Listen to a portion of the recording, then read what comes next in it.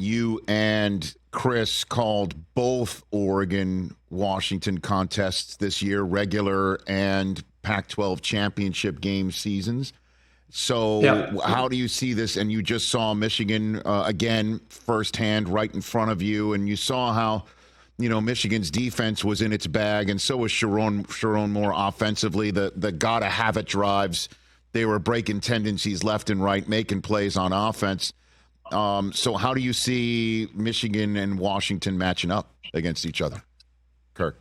First of all, I think it's amazing how few people that talk about college football this time of year, how few people watch maybe the Pac-12 or Michael Penix. It was crazy to see. It was like a revelation that this guy 9 in purple, he could spin it.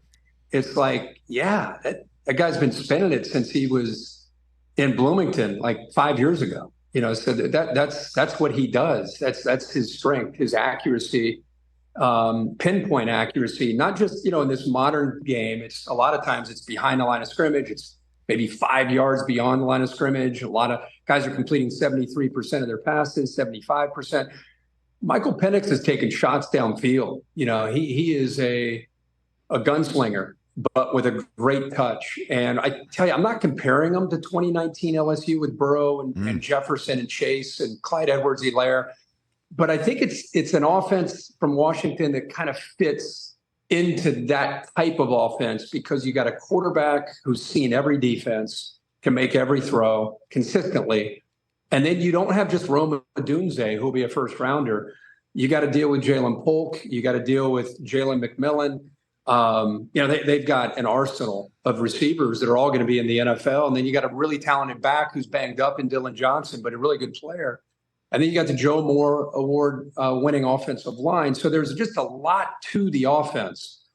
And how great of a matchup is it going to be with Jesse Menner and all that he does with, show this and pre-snap and then go to this post-snap?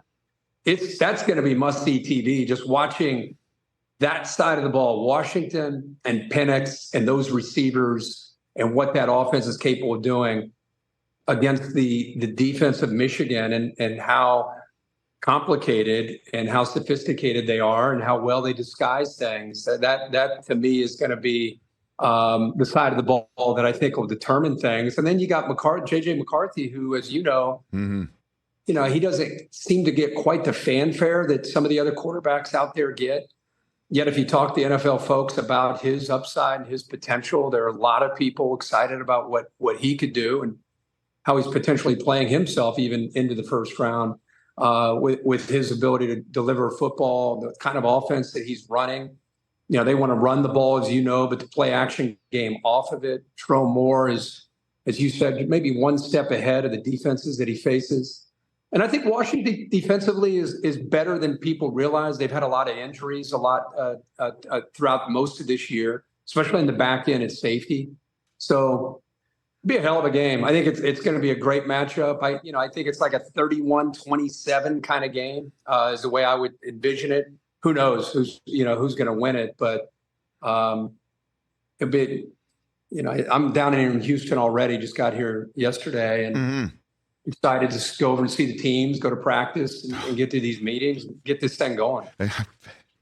I am so fired up. I mean, literally listening to you talk about it. It is classic. 2 14-0 teams as well. Future Big Ten conference matchup, right? Yeah. I mean, it's like catch the Rich Eisen Show every single day on the Roku channel, 12 to 3 Eastern for free.